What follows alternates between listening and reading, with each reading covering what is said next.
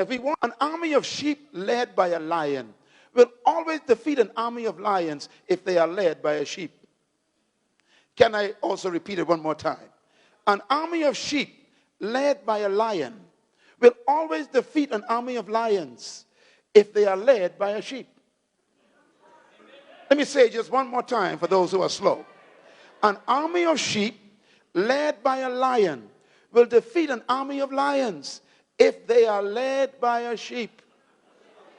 In other words, leadership determines everything. It determines the quality of the followers. It determines the mentality of the followers. It determines the morality of the followers. It determines the attitude of the followers. In other words, leadership determines the commitment of the followers. Leadership determines the destiny of the followers.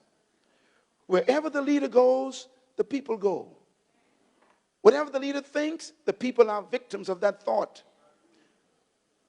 Matter of fact, the greatest statement about leadership was made by the one who we call the greatest leader that ever lived. And he referred to two animals I want to talk about for a minute. The first animal God identified himself with is the eagle, because the eagle is a creature of vision. The second animal God identified himself with is the lion. Both of these animals are leaders in the animal kingdom. The eagle is the leadership of birds, and the lion is the leader of animals. Now, both of these have qualities and characters that you and I must learn to understand leadership. And our world today needs some lions and some vision eagles in our countries. Let me talk a little bit about the lion. I think he's a mystery to me. First of all, the lion is not the tallest animal in the jungle. He's not the strongest, not the most powerful. He's not the smartest, not the most intelligent. And yet the lion is the leader. Tell your neighbor there's hope for you. The lion destroys everything you've been told about leadership. They told you got to be intelligent. You got to be tall. You got to be strong. You got to be powerful. You got to be awesome. And the lion is none of them. He's not the tallest, not the strongest, not the biggest, not the most powerful, and not the most intelligent. And yet he's in charge. Which means that leadership has nothing to do with power and strength and intelligence and size and height and weight. Tell your neighbor there's hope for me. So the question is, what makes the lion a leader? I'm going to give you the answer. Write it down. The lion is a leader because of one simple word, and it's the word attitude. Hey, boy, say attitude. The lion is a leader because of attitude. The difference between a leader and a follower is attitude. What makes the leader a different creature than a follower? First of all, leadership comes from a belief system that the lion has about himself. He believes that he can achieve whatever he dreams. As a matter of fact, the lion believes that he can eat an elephant.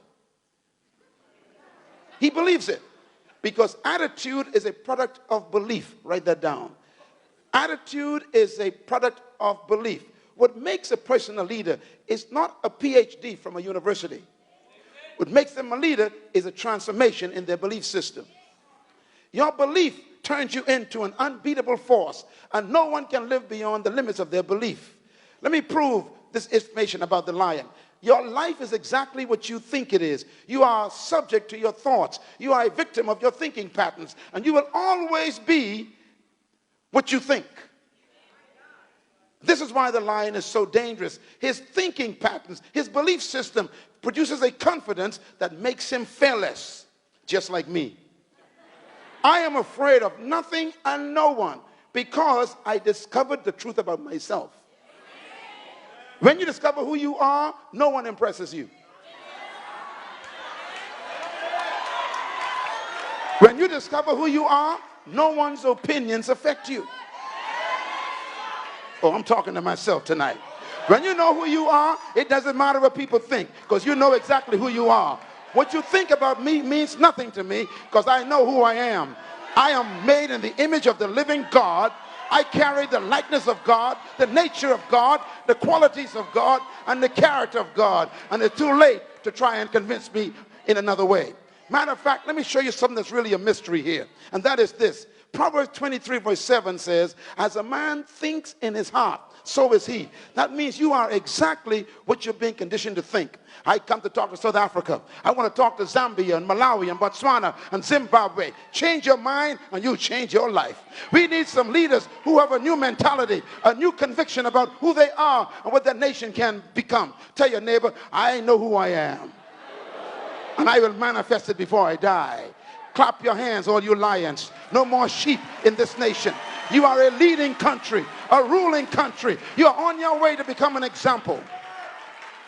I want to show the worldwide audience this photograph. Please put it on the screen for the worldwide audience to see it. Now, this is a picture I took myself. It's a lion looking at an elephant. An elephant is 100% smarter than a lion. An elephant is 58% bigger than a lion. He is 69% heavier. He is 100% more powerful. An elephant can kill a lion with one stomp. But I want to show you something. When a lion looks at an elephant, put it on the screen, please. I want the folks at home to see it. When the lion looks at an elephant, he simply thinks one word, a simple word. Come on, clap your hand. He said, there's lunch. In other words, the lion reduces the elephant to a meal in his mind. That's the way leaders think when they see a big problem. They're not afraid of the problem. They say, I can eat that for lunch. Somebody ought to shout right there. In other words, the leader looks at the problem of crime and AIDS and poverty and all the problems of unemployment, and he thinks, I'm going to eat that for lunch. I can fix that. I can recover that. I can restore that. I can solve that problem. We need leaders who believe that nothing is impossible. As a matter of fact, the lion is so confident when he looks at the elephant, instead of running away from him, he runs toward him. Look at the next picture, please. Put it on the screen. The lion actually jumps on the back. Tell your neighbor, bring the problem down. Tell your neighbor, you are strong enough to solve poverty. You can solve unemployment. You can solve depression. You can solve corruption. You can change your nation. Somebody say, leadership shall transform the world. Clap your hands, all you lions. Come on, let's start this place up tonight. You are a leader and not a follower. In other words, you become exactly what you believe.